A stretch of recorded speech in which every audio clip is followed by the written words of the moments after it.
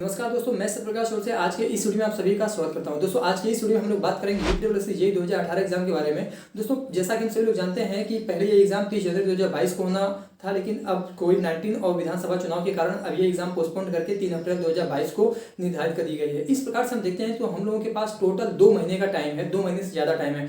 तो इन 2 महीनों में दोस्तों हम लोगों को क्या करना चाहिए, कैसे पढ़ना चाहिए, कितना पढ़ना चाहिए और टारगेट बेस्ड स्टडी पढ़ना चाहिए या फिर घंटों के हिसाब से पढ़ना चाहिए, स्टडी मटेरियल क्या है और प्रैक्टिस करने के लिए आपके पास बुक कौन सी पढ़नी चाहिए या फिर कौन सा ऐप ज़्यादा बेटर अच्छा रहेगा ऑनलाइन प्रैक्टिस के लिए, इन सब के बारे में बातचीत करेंगे आज की इस वीडियो में, ताकि आपका सजेशन निश्चित हो। आगे बढ़ने से पहले बात करना चाहूँगा दोस्तों कि अगर आप हमारे चैनल को अभी तक सब्सक्राइब नहीं किया है, हमारे चैनल पर नए हैं तो प्लीज़ चैनल को सब्सक्राइब कीजिएगा और बेल आइकन जरूर दबाइएगा। दोस्तों एक बात और कहूँगा कि वीडियो को पूरा देखिएगा, हो सकता है कि मे भी ये वीडियो थोड़ा लंबा हो जाए, लेकिन बहुत ही काम की है ये वीडियो, आप लोग इतना ध्यान रखिएगा। तो आइए शुरू करते हैं। देखिए दोस्तों, अगर हम लोग दूसरे एग्जाम की तुलना करें इस एग्जाम से, यूपीडब्ल्यूएससी जेईई से, जैसे कि आप लोगों का एसएससी जेईई हो गया, आरआरबी जेईई हो गया, तो उन एग्जाम की तुलना में ये एग्जाम थोड़ा सा सिंपल है, बहुत ज़्यादा टफ नहीं है, क्योंकि इसमें वैकेंसी भी ज़्यादा है और नंबर ऑफ कैंडिडेट जो फॉर्म अप्लाई हुए बहुत कम है। ठीक है ना। तो आप लोग ये हमेशा ध्यान में रखिए चलिए कि थोड़ी सी भी अगर आपने मेहनत कर दी हल्का सा इन 2 महीनों में, तो समझिए आपका सिलेक्शन पक्का है, सिलेक्शन लेने से कोई नहीं रोक सकता है। सबसे पहली बात करते हैं सिलेबस की। सबसे पहला काम, आप अपने यूपीडब्ल्यूएससी जेईई 2018 एग्जाम का जो भी सिलेबस है, आप अपने सिलेबस को डाउनलोड कीजिए। डाउनलोड करने के बाद उसका प्रिंट आउट निकालिए। दोस्तों देखिए, सिलेबस दिखने से मतलब ये होता है, सिलेबस को आप लोग 2 बार कम से कम पढ़िए, तो इससे आपको पता चल जाएगा कि आपको क्या पढ़ना है और क्या नहीं पढ़ना है। दोस्तों क्या नहीं पढ़ना है ये ज़्यादा मैटर करता है, क्योंकि मैंने बहुत सारे बच्चों को देखा है कि वो लोग मैथ, मतलब जैसे कि इसमें मैथ के क्वेश्चन बहुत कम आते हैं, रीजनिंग में ही होते हैं 2-3 आते हैं, तो वो लोग मतलब एकदम लगे हुए हैं, मन लगा करके मुझे पूरा शुरू से लेकर अंत तक जितने भी 15-20 चैप्टर मैथ होते हैं वो उसी में लगे हुए हैं। यार ऐसा क्यों कर रहे हो, अपना टाइम वेस्ट ही होता है ना। तो इसीलिए कर रहा हूँ दोस्तों कि क्या पढ़ना है, इससे ज़्यादा इंपॉर्टेंट ये होता है कि क्या नहीं पढ़ना है, आप लोगों को ये ध्यान देना है। ठीक है ना। तो इससे आप लोगों के इंपॉर्टेंट टॉपिक्स भी पता चल जाते हैं सिलेबस को देखने से। तो सबसे पहला काम क्या करना है कि आप लोगों को सिलेबस का प्रिंट आउट निकलवाना है। मैं प्रिंट आउट इसलिए निकलवाने के लिए कह रहा हूँ, प्रिंट आउट निकलवा करके आप लोग अपने स्टडी टेबल पर रख लीजिए या कहीं दीवार पर चिपका लीजिएगा कि आप लोगों ने जो भी पढ़ा, ठीक, तो उस पर आप लोग टिक कर लीजिए। ठीक है ना, कि आज हमने ये पढ़ा, या आपका जो भी चैप्टर खत्म हो जाए टिक कर लीजिए कि आज ये हमारा ये भी चैप्टर खत्म हो गया। तो दोस्तों इससे आप यकीन मानिए एक एक दिन करके या फिर जैसे जैसे आपका जो मतलब टॉपिक है, चैप्टर है, खत्म होता जाएगा, वो टिक के निशान जो हैं वो ज़्यादा बढ़ता चला जाएगा। और जब आपको लगा कि यार मैंने इतना कंप्लीट कर लिया, मुझे बस इतना ही पढ़ना है, तो आपको ये जो कहते हैं बस इतना ही पढ़ना है ना, ये आपका कॉन्फिडेंस लेवल बढ़ा देता है कि यार बस इतना ही तो पढ़ना है, इसे भी खत्म कर देते हैं। तो ये चीज़ें आप लोगों को बहुत ज़्यादा महत्वपूर्ण है, ये चीज़ें आप लोग ध्यान रखिएगा। दोस्तों अब दूसरी बात करते हैं हम लोग एग्जाम पैटर्न के बारे में। कोई भी एग्जाम हो, जब आप लोग एग्जाम पैटर्न देखते हैं तो आपका माइंडसेट क्लियर हो जाता है कि अच्छा आपको एग्जाम जब आप देंगे तो इस तरीके से एग्जाम पैटर्न होगा, इतना इतना क्वेश्चन का डिस्ट्रीब्यूशन। फिर भी मैं आपको एक मतलब छोटा सा सीनरी बता दे रहा हूँ कि एग्जाम में क्या कैसे होता है। देखिए दोस्तों, 1 डे एग्जाम है, एक दिन में 2 पेपर होना है, पेपर 1 और पेपर 2। पेपर 1 जो होता है दोस्तों 2 घंटे का होता है, नॉन टेक्निकल होता है। पेपर 2 जो होता है टेक्निकल होता है, वो भी 2 घंटे का होता है। पेपर 1 जो होता है दोस्तों 400 अंकों का होता है, पेपर 2 600 अंकों का होता है। इतना आप लोग ध्यान दीजिएगा। और इसके मतलब विस्तृत से हमने पूरी जानकारी इस पिछले वीडियो में दे दिया था सिलेबस और एग्जाम पैटर्न के बारे में। दोस्तों अब हम लोग तीसरा बात करते हैं, जो महत्वपूर्ण बातें हैं, इंपॉर्टेंट टॉपिक्स क्या है वो आपको ध्यान देना है, महत्वपूर्ण टॉपिक्स क्या है वो आपको देखना है। ठीक है ना। हमारा ये कहने का मतलब है कि जैसे इलेक्ट्रिकल इंजीनियरिंग, एक उदाहरण तौर पे इलेक्ट्रिकल इंजीनियरिंग को लेते हैं, उसमें सबसे ज़्यादा इंपॉर्टेंट टॉपिक अगर आप सिलेबस में देखेंगे तो मैक्सिमम चीज़ें यहीं से मिलेंगी आपके, जैसे हो गया आपका BW हो गया, मशीन हो गया आपका, और पावर प्लांट इंजीनियरिंग हो गया, ठीक है ना, ट्रांसमिशन डिस्ट्रीब्यूशन हो गया, ठीक है ना, मेजरमेंट हो गया, यूटिलाइजेशन हो गया। आपको देखना है कि इंपॉर्टेंट टॉपिक्स क्या है, और आपको ये इंपॉर्टेंट टॉपिक्स तभी पता चलेंगे जब आप मतलब ज़्यादा से ज़्यादा प्रैक्टिस करेंगे और देखेंगे कि यार कौन मतलब किस एग्जाम में मतलब इस एग्जाम में ज़्यादा क्वेश्चन कहाँ से आए हैं। ठीक है ना। तो और इलेक्ट्रॉनिक्स वगैरह के क्वेश्चन कम आते हैं, मैं ये नहीं कर रहा हूँ, वैसे तो सिलेबस में का जितनी टॉपिक सिलेबस में लिखा है वो सभी इंपॉर्टेंट हैं, लेकिन कुछ सब्जेक्ट ऐसे होते हैं जो ज़्यादा इंपॉर्टेंट होते हैं, ये आपको विशेष रूप से ध्यान देनी है। दोस्तों अब मैं अगली बात करता हूँ कि आप अपने नोट्स खुद बनाइए, मेक योर ओन नोट्स।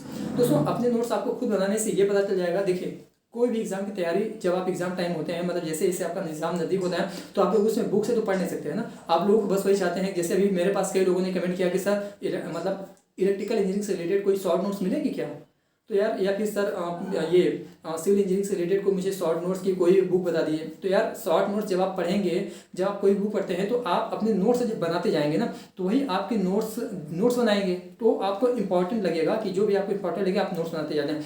अब उस नोट्स से आप शॉर्ट नोट्स मुझे पूरा भरोसा है कि जो भी इस एग्जाम की तैयारी लगे हुए हैं से सो उनके पास तो शॉर्ट नोट्स होगा।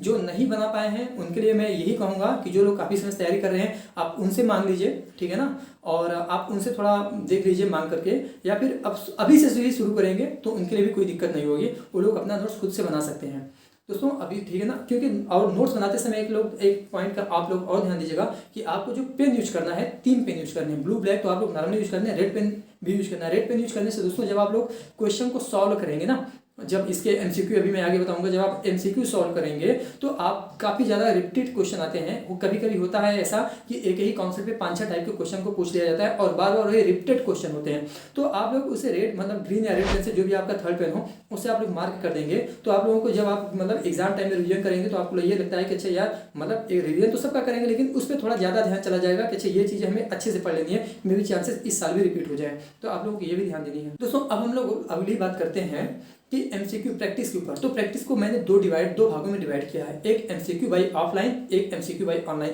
तो ऑफलाइन के बारे में बता रहा हूं दोस्तों कि जो आप लोगों के पास किताब है, जैसे इलेक्ट्रिकल इंजीनियरिंग में आर के राजपूत सर की बुक आती है, जेबी गुप्ता सर की आती है, या फिर वीके मेहरा सर की आती है, ठीक है। मैकेनिकल इंजीनियरिंग के बारे में बात करें तो आर के जैन सर की आती है। सिविल इंजीनियरिंग के बारे में बात करें तो ये एक गुप्ता सर की आती है और खन्ना सर की आती है। तो आपके पास कोई भी बुक हो, नो मैटर, बुक मैटर नहीं करता है, मैटर ये करता है कि आपका कॉन्सेप्ट कितना है और आपने सभी सिलेबस मतलब सभी चैप्टर्स को पढ़ लिया है या नहीं। अगर आपने सभी चैप्टर्स को पढ़ लिया है, आपका कॉन्सेप्ट क्लियर है, तो प्रैक्टिस करने में कोई दिक्कत नहीं होगी दोस्त, ठीक है ना। तो ये आपको जरूर ध्यान देनी है और ईमानदारी पूर्वक कोशिश करना है कि ईमानदारी पूर्वक आप लोग एमसीक्यू दें और डेली कम से कम 100 क्वेश्चन तो आप लोग टारगेट बनाइए ही, मुझे कम से कम डेली 100 क्वेश्चन जरूर सॉल्व करना है, 100 नहीं 150 क्वेश्चन, क्योंकि काफ़ी ज़्यादा 2 ही महीने का टाइम है और ज़्यादा से ज़्यादा अपना आउटपुट लगा देना है, पूरा दम लगा देना है कि सिलेक्शन लेने के लिए, जेई बनने के लिए। तो कम से कम 150 क्वेश्चन आप लोगों को टारगेट होना चाहिए डेली कि मुझे बुक से 150 क्वेश्चन को डेली खत्म करना है दोस्तों। अब हम आगे बात करते हैं ऑनलाइन प्रैक्टिस की। तो ऑनलाइन प्रैक्टिस आप किसी भी ऐप के माध्यम से आप कर सकते हैं, लेकिन मैं आपको सबसे अच्छा और सबसे सस्ता ऐप बता रहा हूँ, टेस्ट बुक दोस्तों। 299 रुपए का ऐप आता है, 1 साल का पास मिलता है जो सभी एग्जाम के लिए होता है। अभी आपका जैसे यूपीएससी एग्जाम तो है ये, मुझे पता है कि आप लोगों ने यूपीएससी ये यूपीपीसीएल जेई भी अप्लाई किया होगा, अभी एसएससी जेई भी अप्लाई करेंगे, ठीक है ना। हो सकता है आप कई दूसरे एग्जाम भी अप्लाई किए होंगे, तो कोई दिक्कत नहीं है, सभी एग्जाम के लिए सभी पास सिर्फ यही 200-250-300 रुपये में आता है। तो आप लोग 1 साल का पास जरूर खरीद लीजिए और उससे आप लोग सॉल्व कीजिए दोस्तों। सबसे पहला काम आप लोगों को शुरू कहाँ से करना है ऑनलाइन प्रैक्टिस में, सब्जेक्ट वाइज आपको सॉल्व करना है। सब्जेक्ट वाइज जब आप अच्छे तरीके से मतलब सॉल्व कर लेंगे, टेस्ट दे लेंगे, तो आप लोग फुल लेंथ टेस्ट में जाइएगा, मतलब पूरा सिलेबस के साथ, ठीक है ना। तो इतना हो गया दोस्तों। अब सबसे ज़्यादा महत्वपूर्ण बात है सर, टाइम नहीं मैनेज हो पाता। सर मैं पढ़ने तो बैठता हूँ सुबह से, मतलब बहुत पढ़ता हूँ सर, पूरा दिन बैठा रहता हूँ, लेकिन मैं शाम को जब मतलब देखता हूँ तो मेरा उतना आउटपुट नहीं मिल पाता है जितना मुझे आउटपुट मिलना चाहिए। सर मैं टेक्निकल लेकर बैठता हूँ तो मेरा नॉन टेक नहीं हो पाता है, या नॉन टेक लेकर बैठता हूँ तो टेक्निकल के लिए उतना टाइम नहीं पाता है, या मैं क्वेश्चन करने बैठता हूँ तो विभिन्न प्रकार के क्वेश्चन को मतलब आप सोच सकता है कि आपके पास भी हो। तो दोस्तों यही सबसे मेन चीज़ होता है, अगर आप डिसिप्लिन नहीं है, टाइम मैनेजमेंट दोस्तों तभी हो पाएगा जब आप डिसिप्लिन होंगे। अगर आप अनुसार डिसिप्लिन होकर के कोई भी काम करेंगे तो आप निश्चित तौर पे सफल होंगे। तो मैं सिर्फ इस एग्जाम के लिए नहीं कह रहा हूँ, अपने लाइफ में भी आप डिसिप्लिन होइए एग्जाम, ठीक है ना, अपने आप के प्रति, अपने एग्जाम के प्रति दोस्तों डिसिप्लिन होना, अनुशासित होना बहुत ज़्यादा जरूरी है। तो अब मैं बता रहा हूँ कि एक छोटा सा टाइम टेबल बता दे रहा हूँ, बिना हेल्प करे आपके और देखिए सबकी अपनी लाइफ स्टाइल और सबकी लाइफ सिचुएशन अलग अलग होती है। तो आप लोग अपने अपने अकॉर्डिंग इसे देख लीजिएगा, 1 घंटे 2 घंटे आगे या पीछे। तो दोस्तों सबसे पहली बात करते हैं कि टाइम टेबल क्या होना चाहिए। देखिए काफ़ी लोग ऐसे होते हैं कि जो कि लेट नाइट्स होते हैं, लेकिन आपको दोस्तों अब लेट नाइट्स होना बंद कर देना है, ठीक। क्योंकि दोस्तों जो अगर 4:30-5 बजे तक आप नॉर्मली उठ सकते हैं, सिर्फ 60 दिन की बात है, अपनी ज़िंदगी की बात है। तो अगर आप लोग चाहते हैं कि तो फिर सुबह उठने में क्या दिक्कत है, तो आप लोगों को क्या करना है कि सुबह डेली 4:30-5 बजे तक उठ जाना है और 5 बजे से 8 बजे तक आपको पढ़ना है। क्योंकि दोस्तों जब आप उठते हैं सुबह सुबह तो आपका जो माइंड होता है एकदम फ्रेश होता है, बॉडी भी एकदम मतलब एकदम नई ताजगी फील करती है, ठीक है ना, एकदम फ्रेशनेस फील करती है। तो आप कोई भी काम मन लगा कर सकते हैं और उसमें जो दिमाग होता है ना, जो भी आप काम करते हैं पूरे मन से करते हैं, कॉन्सेंट्रेशन बहुत अच्छा होता है, आप अच्छे से समझ में आता है। तो दोस्तों लगभग 3 घंटे आप लोग सबसे पहले उठिए, अपने टेक्निकल को दीजिए, ठीक है ना। अब उसके बाद 1 घंटे 8 से 9 बजे तक आप लोग अपना नाश्ता पानी जो भी करना हो कर लीजिए। फिर उसके बाद दोस्तों की अब 9 बजे से 10 बजे तक क्या करना है, आपको सिर्फ करंट अफेयर और न्यूज़पेपर पे ध्यान देना है। फिर उसके बाद 10-15 मिनट के जो भी करना हो किए, नहीं तो फिर आपको नॉन टेक लेकर बैठ जाना है। अब नॉन टेक में आप लोग ध्यान दीजिएगा कि 1 घंटे रीजनिंग आपको जरूर सॉल्व करना है, और 2 घंटे में आपको हिंदी, जीएस, कंप्यूटर जो भी पढ़ना हो पड़ेगा। 1 घंटे आपको रीजनिंग जरूर सॉल्व करना है। मैं रीजनिंग 1 घंटे इसलिए कर रहा हूँ दोस्तों, इस समय जो यूपीडब्ल्यूएससी के क्वेश्चन आते हैं रीजनिंग के, वो बहुत ही ज़्यादा लेंदी आते हैं। पेपर टफ नहीं होता है, उनका क्वेश्चन टफ नहीं होता है, लेकिन लेंदी इतना होता है कि थोड़ा आपको अगर प्रैक्टिस नहीं रहेगी तो आप में हो सकता है कि आपके क्वेश्चन को छूट जाए, इसलिए मैं कर रहा हूँ। दोस्तों अब आगे क्या करना है आपको, अब आप 1 घंटे के लिए चाहे नाश्ता पानी कर लीजिए, रेस्ट कर लीजिए 1 घंटे में। अब आपको लगभग 3 बजे से 5 बजे तक 2 घंटे के लिए एमसीक्यू सॉल्व करना है किताब के माध्यम से, जो भी किताब आपको पास हो। और ये टारगेट बना लेना है कि आपको 150 क्वेश्चन आपको सॉल्व करना ही है। जब तक 150 क्वेश्चन नहीं हो जाएंगे तब तक मैं उठूंगा नहीं। लगभग 2 ढाई 3 घंटे में आप एमसीक्यू भी सॉल्व कर लिए किताबों से, ठीक। अब उसके बाद आपको फिर आधे घंटे के लिए आप लोग नाश्ता पानी कर लीजिए, थोड़ा टहल लीजिए, रेस्ट मतलब, ठीक है ना, स्टिचिंग वगैरह कर लीजिए।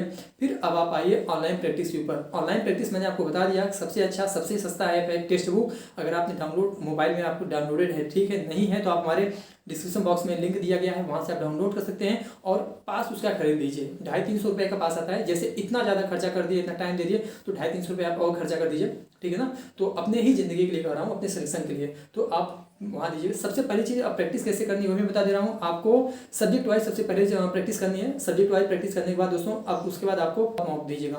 दोस्तों यकीन मानिए, अगर आप फिर उसके बाद रात को जब खाना वाना खाने के बाद जब सोने जाइएगा, तो सोने जाने से पहले एक चीज़ सबसे जो ज़्यादा जरूरी है कि करना है कि आपने दिन भर जो भी किया उसको आपको एनालिसिस करना है कि आपने दिन भर में जितना सोचा था आपका उतना आउटपुट हुआ कि नहीं हुआ, जो आप करना चाहते थे उतना किया कि नहीं किया। अगर आप नहीं किया तो कल वैसा जरूर होना चाहिए। और ये चीज़ देखती है, ये तो हो गई एक बार। तो और अगले दिन क्या करना है आपको, क्या क्या करना है, क्या क्या खत्म करना है, उस पर आपको जरूर ध्यान देनी है दोस्तों। इतना आप लोग ध्यान दीजिएगा। तो दोस्तों मुझे उम्मीद है कि अगर आप लोग इतना इस तरीके से पढ़ेंगे ना, तो आपको सिलेक्शन लेने से कोई नहीं हो सकता है। एक बात और जो बतानी सबसे ज़्यादा महत्वपूर्ण है दोस्तों, कि आपको एक चीज़ का ध्यान देना है कि जो आप लोग पढ़ते हैं, जैसे मैंने बता दिया कि सुबह टेक्निकल 3 से 8 पढ़ना है 3 घंटे के लिए, फिर नॉन टेक 3 घंटे के लिए पढ़ना है, ठीक है ना, फिर एमसीक्यू को सॉल्व करना है 150। तो जो भी जब भी आप पढ़ने बैठिए 1 घंटे के लिए पुराना जरूर रिवीजन कीजिए। जैसे आप लोग टेक्निकल पढ़ रहे हैं 5 से 8, तो 1 घंटे आप लोग कल क्या पढ़ा था उसे आप देखिए एक सरसरी निगाह से, फिर 2 घंटे आगे का दीजिए। फिर नॉन टेक में कल 1 घंटे क्या पढ़ा था उसे एक सरसरी निगाह से देखिए, फिर 2 घंटे आगे का देखिए। एमसीक्यू में कल मतलब, ठीक है ना, लगभग एक जब आप एक मतलब एक सरसरी निगाह से देखेंगे, सिर्फ क्वेश्चन पढ़ेंगे आंसर ही होगा, अच्छा ये क्वेश्चन पढ़ा इसका आंसर ही, तो आपको दोस्तों ये पता चलता जाएगा। इससे आपका रिविजन भी होता जाएगा, पुरानी चीज़ें भूलेंगे नहीं और नई चीज़ें भी आप पढ़ते जाएंगे, ठीक है ना। इतना ध्यान दीजिएगा दोस्तों कि तो प्रैक्टिस मेक समय परफेक्ट। प्रैक्टिस प्रैक्टिस प्रैक्टिस, जितना ज़्यादा प्रैक्टिस करेंगे उतना ज़्यादा आपको कॉन्फिडेंस लेवल बढ़ेगा, उतने ज़्यादा आप सिलेक्शन के बहुत नज़दीक होंगे।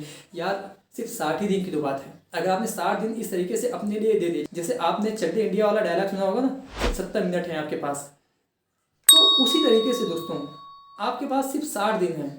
और ठीक है, तो आपके लाइफ के बारे में बात कर रहा हूँ, आपके सपनों के बारे में बात कर रहा हूँ, आपके मम्मी पापा के सपनों के बारे में बात कर रहा हूँ, जितने समय से जितने सालों से आप लोग सिर्फ एक ही एग्जाम के लिए दिए हैं। तो दोस्तों सिर्फ 60 दिन ही हैं, अपने लिए दे दीजिए। अच्छा, बहुत सारे बच्चों का क्वेश्चन होता है कि सर घंटों के हिसाब से पढ़े, कितना घंटा डेली पढ़ना चाहिए। दोस्त घंटों के हिसाब से तो मैं कहूँगा कभी पढ़िए ही मत। जब तक आपने जितना सोचा है टारगेटेड होकर पढ़ेंगे तो आपका सिलेबस जल्दी कंप्लीट होगा और मन भी लगेगा, आपका कॉन्फिडेंस लेवल बढ़ेगा। वैसे अगर मैं कह दूँगा यार डेली अगर आप 8 से 8 घंटे भी कम से कम पढ़िए, तो आप 8 घंटे अगर एक ही चीज़ को लेकर बैठे हैं तो ऐसे पढ़ने से क्या फ़ायदा। अगर टारगेटेड होकर पढ़ेंगे कि आज मुझे ये चीज़ खत्म ही करना है, तो निश्चित तौर पर आप वो चीज़ खत्म कर देंगे। तो बस यही कहना था। स्ट्रेटेजी को, रणनीति से अगर आप इस तरीके से अपनाएंगे दोस्तों, तो मुझे पूरा भरोसा है कि आपका सिलेक्शन होने से कोई नहीं रोक सकता है। और एक बात और कहना चाहूँगा, एग्जाम देने के बाद मुझे कमेंट जरूर कीजिएगा यहीं पे आकर के, जो भी वीडियो उसको देख रहे हैं, ठीक है ना, कमेंट जरूर कीजिएगा कि आपका पेपर कैसा हुआ और ये वीडियो आपको हेल्पफुल हुआ या नहीं हुआ। पेपर देने के बाद के बारे में बात कर रहा हूँ, ठीक है ना। अगर आपको आज का ये वीडियो अच्छा लगा हो, वीडियो को लाइक कीजिएगा और अपने दोस्तों में जरूर शेयर कीजिएगा, ठीक है ना। और एक बात और कहना चाहूँगा कि अगर आपकी कोई भी क्वेश्चन हो, कोई भी क्वेरी हो, किसी भी प्रकार की कंफ्यूजन हो, तो हमें जरूर कमेंट कीजिएगा, ठीक है ना, हमें जरूर लिखिएगा। मैं कोशिश करूँगा कि आपके सभी प्रकार के कंफ्यूजन को दूर हो, क्योंकि मैं सिर्फ और सिर्फ आपका सिलेक्शन चाहता हूँ, क्योंकि आपके सपनों को पूरा होते देखना चाहता हूँ बस। और इससे ज़्यादा कुछ नहीं दोस्तों, इससे ज़्यादा मुझे कुछ नहीं मिले। अगर एक ही बंदे ने ये कह दिया कि हाँ सर आपकी जो भी जितना भी आपने तरीका बताया था, जो भी आपने बुक्स बताया था, स्टडी मटेरियल बताया था, आपके बताने का तरीका मैंने उसे फॉलो किया और मेरा सिलेक्शन हो गया, तब मैं समझूंगा कि ये वीडियो वाकई मैंने जो बनाया था, जो मैंने इतना मेहनत किया वो ज़्यादा हेल्पफुल हुआ है। तो मिलते हैं अगले वीडियो में, तब तक के लिए जय हिंद। सर